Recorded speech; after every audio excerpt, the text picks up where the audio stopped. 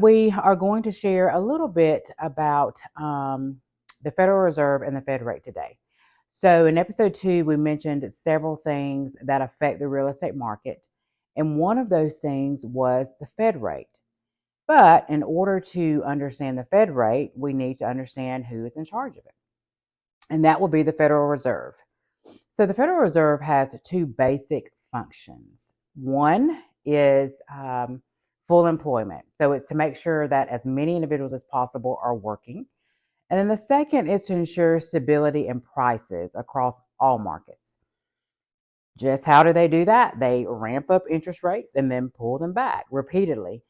And that's done to stifle spending and decrease demand for goods and services in order to stabilize or normalize the market. It is definitely not an easy game to play.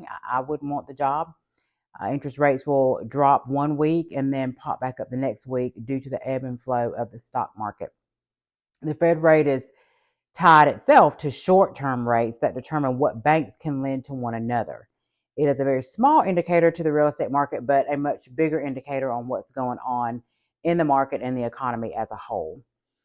So gratefully, even though there has been some fluctuation from week to week, interest rates have and are continuing to decrease. Rates are well below the peak that we saw of 8% and are predicting to continue to drop over the course of this year and hopefully to the point of about 5.99%, which is great news. I pray that you go into the rest of this week with a great and super attitude, because our attitude affects every aspect of our lives. Have a good day, and we'll see you next week at the table.